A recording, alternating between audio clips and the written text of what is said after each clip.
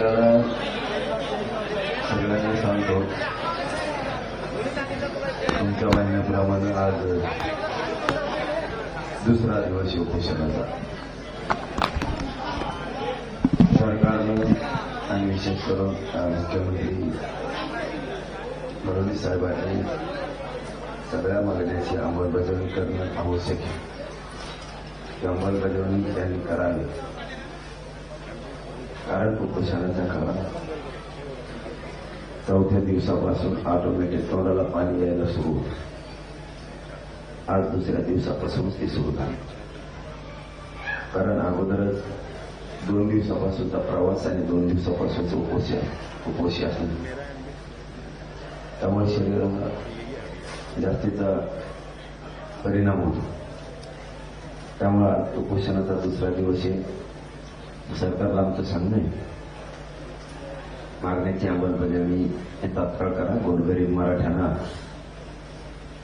सन्मान द्या, त्यांचा अपमान करू नका. आम्ही तुमचे काही मंत्री म्हणते, आम्ही एकाचं काढून एकाला देऊ शकत नाही. आम्ही त्यांचं काढून आम्हाला द्या म्हणत नाही. तुम्ही गैरसमज पसरवू नका. महाराष्ट्रात आमचं हे ते आम्हाला द्या म्हणतोय. त्यांचं काढून घेणं म्हणजे काय? ओबीसीला उदाहरणार्थ 32% आरक्षण आहे, त्यांच्यातलं 20% आम्ही काढून घेणं, मग त्याला काढून घेणं म्हणजे तर त्यांना 10% ठेवणं. याला काढून घेणं म्हणजे मंत्री संभ्रम निर्माण करते.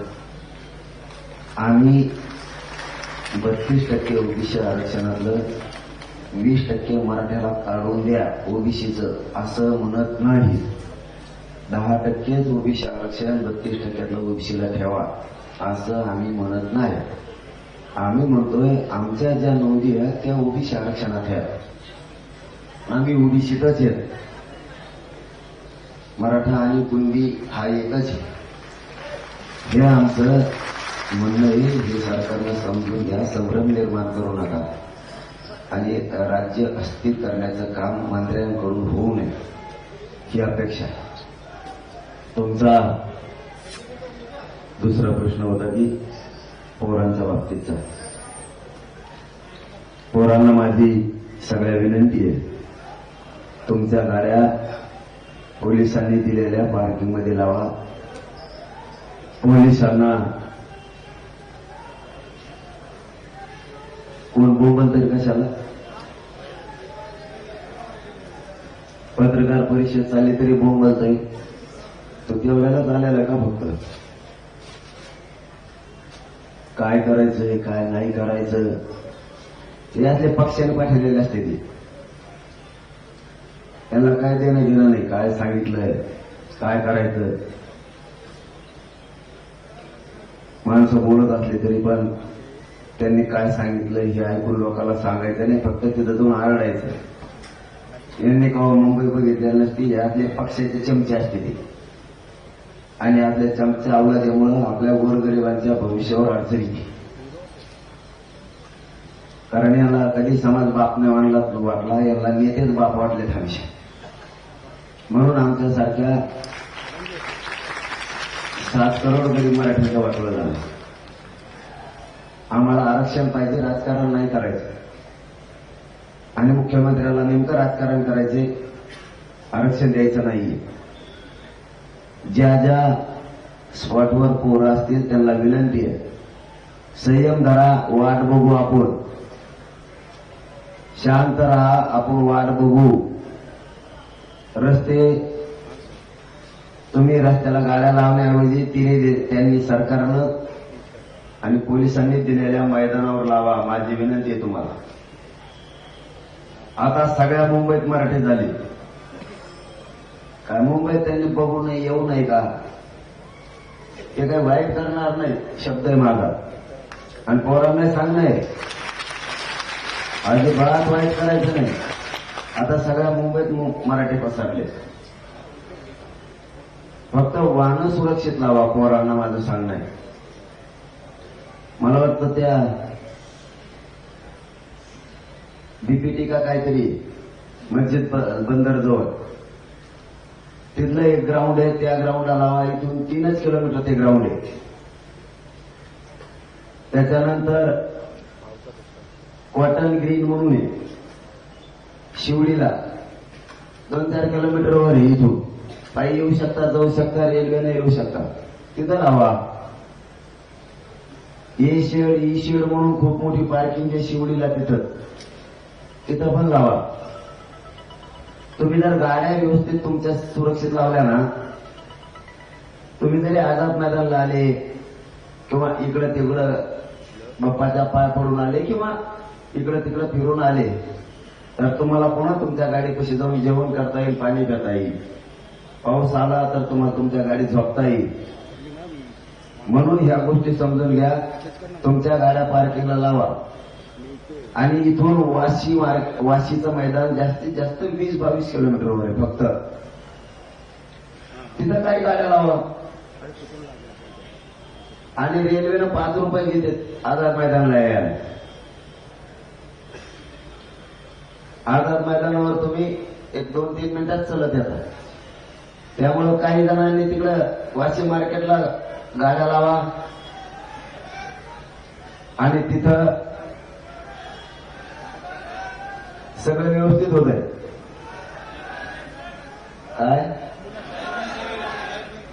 काय केलं? अँब्युलन्स आहे का नाही पुढं? तुमच्या पाठीमागे ना अँब्युलन्स तिथं पुढं उचलून न्या ना. ड्रायव्हर जा रे. डॉक्टर आहेत ना,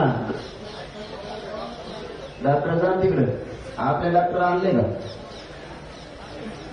आपले डॉक्टर घरी झोपले का?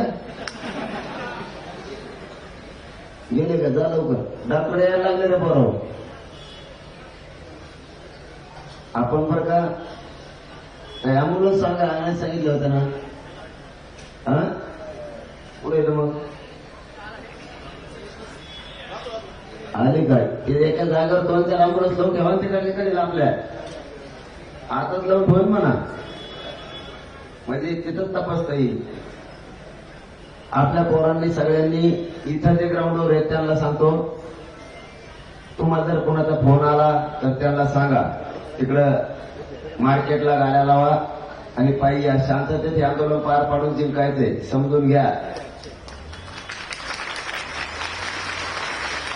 गोंधळ घालणाराचा काय उद्देश आहे मला नाही माहीत, पण त्या गोंधळ घालणाऱ्याला सांगा की तुम्ही आंदोलनाची दिशा शांततेत ठेवा. सध्या बघू ना माझ्या कित्येक दिवस काय करते ते देत का नाही, यांची काय इच्छा आहे. संयमानं शांततेनं राहा. सगळे माझी विनंती.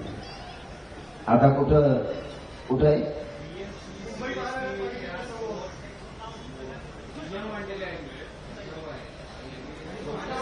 काय कारण आहे? काय म्हणते ते कारण?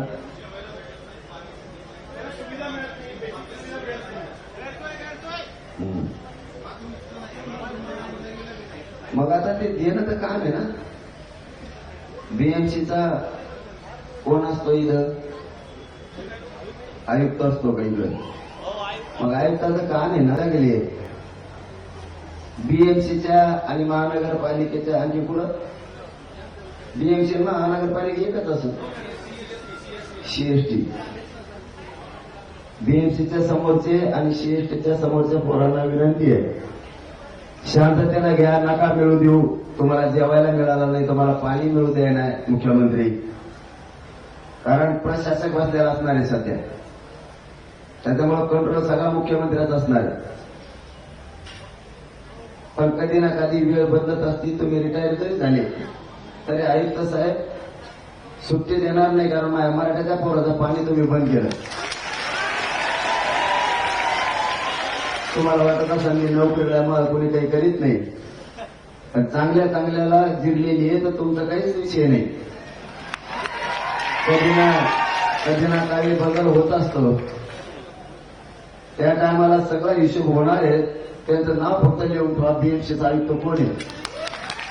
आपल्याला कामाला येईल 10 वर्षाला 20 वर्षाला रिटायर झाल्यावर का होईना, मुख्यमंत्र्यांचं ऐकून आमच्या पोराचं पाणी बंद केलं, बाथरूम बंद केले, दुकानं बंद केले. त्या बीएमसीच्या पोरांना तिथं जमलेल्या आणि आणखी पुढे जमले सीएसटी पैसे जमलेल्या पोरांना विनंती होऊ दे हाल. बघू किती दिवस आपले हाल करतात. तुम्ही आपला आझाद मैदानाला या, तिथं शांतता ठेवा. पोलिसांनाही सांगतो, पोरांना डवचू नका, विनाकारण त्रास देऊ नका. कारण पोरं तुमच्याच सरकारनं मुख्यमंत्र्यांना पाणी, जेवण म्हणजे का तुमचे पदरचे नाही. तुम्ही हॉटेल बंद करायला लावले, बाथरूम बंद करायला लावलेत म्हणून ते पोरं वैतागलेत. असं मला पत्रकार बांधवांनी सांगितलं, मला तर काय माहित नाही. मग जर तुम्ही मराठी कचराव म्हणून जर ही भावना मुख्यमंत्र्याची असेल, तर महाराष्ट्रातल्या मराठ्याच्या भाजपमधल्या काम करणाऱ्या मराठ्यांनी समजून घ्या, तुमचा मुख्यमंत्री गोरगरीब मराठ्यांच्या पोराला मुंबईत आल्यावर किती त्रास द्यायला लागला. पोरांचं रात्रीपासून पाणी बंद केलंय, हॉटेल बंद करायचे सांगितले, अंधारातून बाथरूम बंद करायला सांगितले. म्हणजे लवकर मराठा समाज कदर आणि माघारी जाईल. मुख्यमंत्री साहेब, तुमच्या डोक्यातला आणखीन गैरसमज काढून टाका. तुम्हाला योग्य संधी आली, तुम्ही त्या संधीचं सोनं करा, मराठ्यांचे मन जिंका आणि मराठ्याला आरक्षण देऊन टाका. हे मराठे कधीच तुम्हाला विसरणार नाही. देव आणखीन दुसऱ्या दिवसाचा उपोषणाचा दिवस आहे, तुम्हाला शब्द देतो. आणखीन तुम्ही मराठ्यांचा संयम बघू नका, मराठ्याला वेठी धरून त्याचं वाटोळ करू नका. तुमच्या हातात संधी आहे, संधीचं सोनं करा आणि याला द्या. तुम्हाला वाटेल मी हानीन मारे, तुमच्या आयुष्यातला सगळ्यात मोठा वाईट दिवस तेव्हा असेल. तुम्ही जर पोरांना हाणलं तर तुमच्यामुळं अडचण येणार आहे. आम्ही शहा साहेबाला पण आणि मोदी साहेबाला पण अडचण येणार आहे. हे पण शब्द ध्यानात ठेवा. डाग लागणार आहे त्यांना तुमच्यामुळे.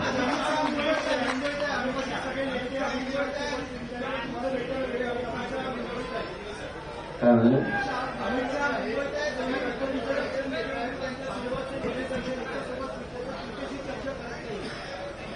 हा, मग आता आम्ही शांततेचा मार्गाने चालणार आहेत. आणि सरकार म्हणजे थोडक्यात देवेंद्र फडणवीस म्हणजे लोकांच्या भावनेवर, वेदनेवर मीठ सोडणारा माणूस आहे. त्यांना लोकांचं जितकं वाटलं होईल तितकं तो बघणारा माणूस आहे.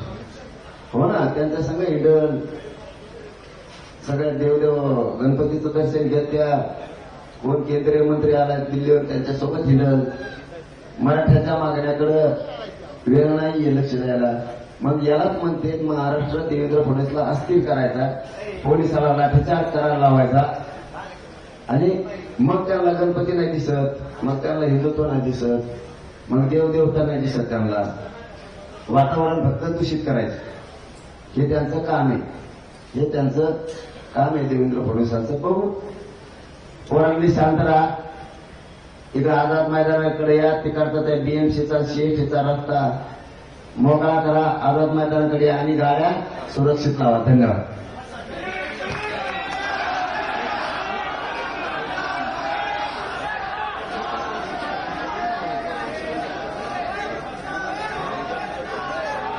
मी गाड्या घेऊन जा बोललोय, पण मार्केटला मैदानावर त्यांची मुंबई काल जाम झालती. गाड्या मैदानाला नेऊन लावून मुंबई मोकळी करा, मुंबई आपली आहे. मी काय गाड्या घेऊन त्यांना उलट सांगितलं नाही, तिकडे घेऊन जा गावाकडं. हे सरकारनं पसरिलं. आपल्याला मुंबई सांभाळायची, रोडवर लावलेल्या गाड्या मैदानावर लावा आणि मोकळं करा, असं बोललेलं. त्याचा गैरअर्थ केला आणि मी सांगितलं की मुंबई मोकळे करा. नुसते पायी माणसं चालल्याने काय अडचण होती का? मुंबईत पायी माणसं चालल्याने काय अडचण आहे का? गाड्या घेऊन अडचण होती म्हणून सांगितलं की गाड्या मैदानाला लावा. आणि आजही पोरांना सांगतो, गाड्या मैदानाला लावा. गाड्यामुळे पॅक होईल तर मुंबई जाम होईल. काल जाम झालती, आपण मोकळं केलं.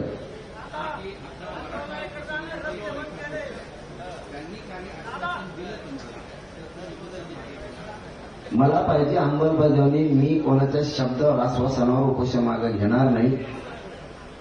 फक्त पुन्हा एकदा सांगतो, तुमची आडमोठी भूमिका 11 तारखेला मुख्यमंत्र्यांनी थांबवा. पोराला फक्त माझ्या बोट लागता कामा नये हे मात्र तुम्ही समजून घ्या. पुन्हा राज्य अस्थिर करू नका हे ध्यानात ठेवा. राज्य जर अस्थिर झालं रे बाबा तर जबाबदार मुख्यमंत्री देवेंद्र फडणवीस असणार आहे. महाराष्ट्रात तुम्ही मुंबईचा विचार करता तर महाराष्ट्राचं क्षेत्रफळ हे खूप मोठं आहे.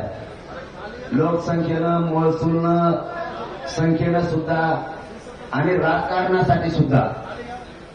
नुसती मुंबई तुमची नाहीये. तुमच्या मुंबईने तुम्हाला मुख्यमंत्री केलं तर माझ्या महाराष्ट्राने केले. अशी दुई निर्माण करू नका देवेंद्र फडणवीस मुंबई मही.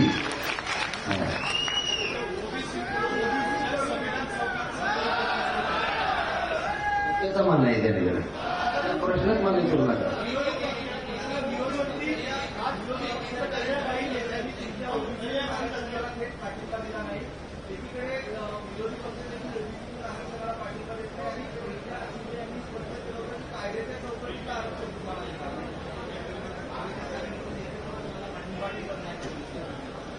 पाठिंबा देत नाही तर मग व्यासपीठावर कशा देते. सत्ताधारी व्यासपीठावर आले आता सगळे आमदार, खासदार, मंत्री बी. तुम्हाला नाही कळायचे डाव, खरंच नाही कळायचे. देवेंद्र फडणवीस वाटतं मी लय डावाड्या, पण तेव्हा सगळं बुच बसल ना. म्हणून देवेंद्र फडणवीस वाटणारे हे गाभडं विचित्र आहे. हे कोणतं सोपं नाही. आणखी नाही काही काही बिचारांना नाही येत आहे तिथे. ते जरी त्यांना म्हणता येत नसलं महाविकास आघाडी किंवा महायुतीला ओबीसीतून आरक्षणाचा विषय, आम्हाला मराठीला पक्का माहिती. आम्ही त्यांना निवडून आणलेलं आहे गरीब मराठी.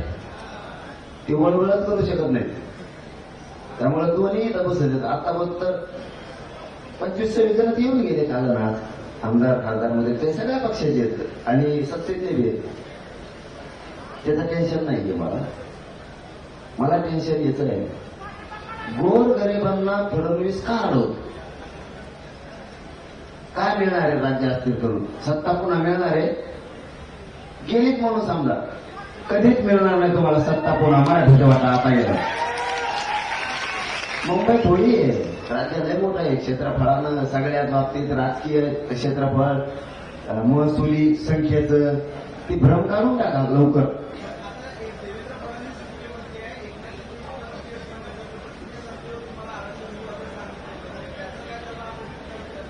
अरे मग तेच सांगतो ना की देवेंद्र फडणवीस काम करून देत नाही कोणाला. ना उपमुख्यमंत्र्याला करून देतो तो नाही, ना मंत्र्याला करून देतो, ना भाजपमधल्या मंत्र्यांना करून देतो. आणि त्याच्या एकट्यामुळं, कारण त्याला कसं आहे, त्याला समाज संपला तरी चालतो, पण त्याचं वजन दिल्लीत राहायला पाहिजे असं आहे. आता गोरगरिबाला त्रास दिलं, दिल्लीत वजन राहील कसं? दिल्लीत वजन राहील कसं? त्याला पुन्हा वाटत असेल की मीच पुन्हा आलो पण मराठीनेच आणलं. ते ध्यानात नाही. पुन्हा तुला सत्तेवर मराठीने आणलं आणि तुला वाटत असेल मी हडून आणून कार्यक्रम करेन, हल्ला करायला प्राण घातक. ते डोक्यातला काढून टाकायला बरं नाही. कारण प्रत्येक वेळेसच लोक नुसते मार सुद्धा खात नसतील. मग कारण आम्ही सगळे आम्ही काय जन्मातून जाऊन मार काय घेतो. आमच्या आईला आणलं राहून. तुमच्या आईला आणल्यावर तुम्ही नाही बोलणार माझ्या सगळं. तुमचा तो माईक तुमचा बूम माझ्या डोक्यात घालता. त्या पत्रकाराला तुमच्या आईची माया नाही का तुम्हाला? तशी माझ्या आईची मला माया आहे ना. बार स्वप्न नसतं आणि ते स्वप्न बघू नये. पुन्हा खाली गेल्याला कधीच वर येता येणार नाही फडणवीसांना. एकदा राजकीय करिअरमधून खाली गेला. माझी शेवटची विनंती आहे, तुम्ही आमच्या हक्काचं ओबीसीतलं आरक्षण आहे, मराठा आणि कुणबी एक कायदा पारित करा. तिन्ही गॅजेट लागू करा. तिन्ही गॅजेट अंमलबजावणी करून टाका. सगळे सोयऱ्याला आता 1.5 वर्ष झाले, तीही अंमलबजावणी घ्या. नुसतं ओबीसी करून ओढून मराठ्याचं वाटवलं नाही करू शकत तुम्ही. आम्ही ओबीसीचं नाही देणार आम्हाला मारतो काय म्हणतो. त्याच्यामुळे नुसतं ओबीसी सांभाळू नका, तर मराठा सुद्धा सांभाळा. तुम्हाला मराठ्या सुद्धा संपलेल्या नाही. नसता लोक भाजपच्या राज्यातल्या पदाधिकाऱ्यांना सुद्धा गावागावात बंदी करून टाकते. पुन्हा पहिल्यासारखं सुरू होईल बंदी. म्हणून ती वेळ येऊ देऊ नका. आणि तिथं बीएमसीच्या आणि सीएसटीच्या पोराला सांगतो, आझाद मैदानाला या, तिथला रस्ता मोकळा करा, तुमच्या गाड्या मैदानाला नेऊन लावा. संयम आणि शांतता बीएमसीच्या आणि सीएसटीच्या पोरांना ठेवा. आणि जवळच हे आपले 4-2 पोरं झाले तिकडं, त्यांना समजून सांगा, जा आपले लगेच जा. इथं नुसतं माझ्याजवळ तुमच्या ते गळ्यात कुठून हिडू नका. जा रे, तुमच्या जिल्ह्याचे असले तर बघ कोणत्या जिल्ह्याचे पोरं येते, जर तिकडे जाऊन या. आपण 2-4 जण घेऊन जा. बीडचे आहेत का बघा, कुणी नाशिकचं पुणे आहे का बघा, शेवळे घेऊन जा.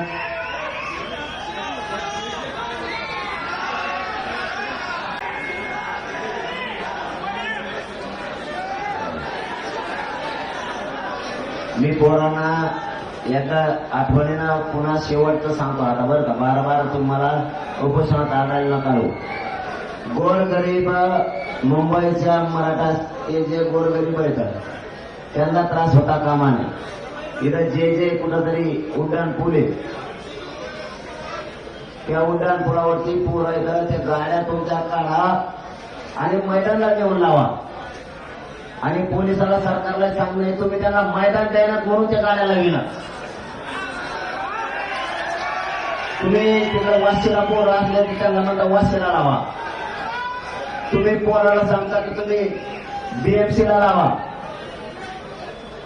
तुम्ही बीएमसीला लावा म्हणून सांगता.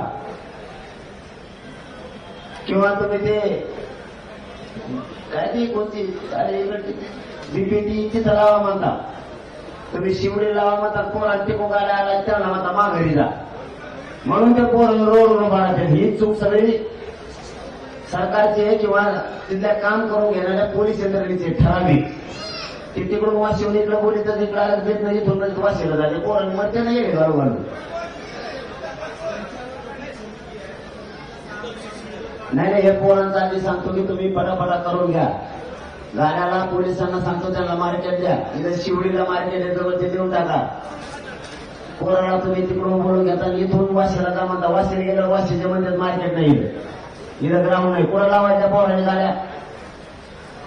त्यामुळे तो मैदान खुले करून द्या लवकर पोलिसच. आणि त्या जे वर तो कुठं थांबलेत ना, सामान्य मुंबईकरांना त्रास झाला नाही पाहिजे. पोरांनी गाड्या मैदानात नेऊन लावा. आता नाही बोलत मला कसं पाहिजे.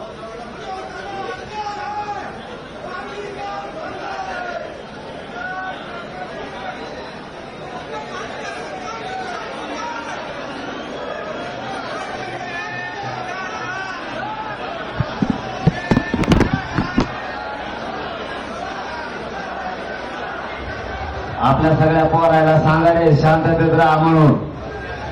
सगळ्यांनी ग्राउंडवरच्या पोरायला एकमेकाला सांगा शांत राहा म्हणून.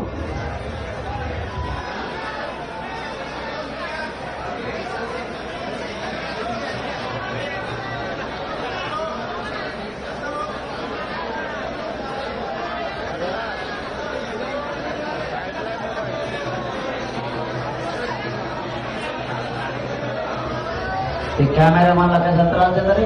तुम्हाला काही कळतं का रे? मागचे कॅमेऱ्याचे मागचे इकडून दुसऱ्या बाजूने आहे ना, त्यांना काय त्रास देता विनाकारण? तुम्हाला कळायला पाहिजे. अरे ते कॅमेरामॅन आपले तर सरकार आपलं नाही.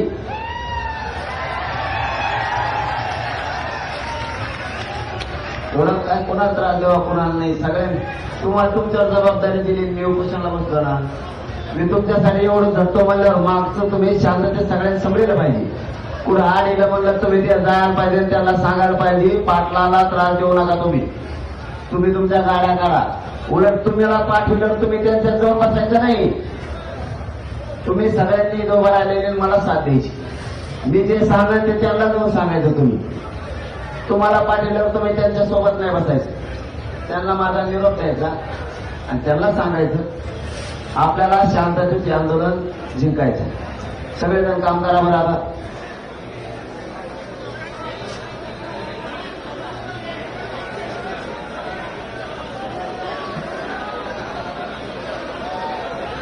आणि मुंबईत आपले जे पत्रकार बांधव आहेत ना, हे जिथं तिथं रिपोर्टिंग करतात आपल्या शहरात मुंबई सगळ्या, त्यांना पण आपल्या आंदोलनाने त्रास देऊ नका अजिबात थोडा सुद्धा. ते पण मेसेज फिरवा आणि गाड्या मैदानावर नेऊन लावून आझाद मैदानला या असे मेसेज टाका शांततेत. सगळ्यांनी मोबाईलवर सुरू करा बरं. बडा आणि मुंबईत आलेल्या मराठ्याच्या आंदोलकांनी शांततेत आझाद मैदानाला या मध्ये रस्ते अडवू नका असा मेसेज टाका आणि त्याच्या खाली लिहा प्रत्येकानं गाड्या आपण आपल्या ग्राउंडवर नेऊन लावा आणि आझाद मैदानाला शांततेत द्या. रस्ते अडवू नका. तुम्ही मुंबईत फिरा, फक्त रस्ते अडवू नका असं मोबाईलवर टाका.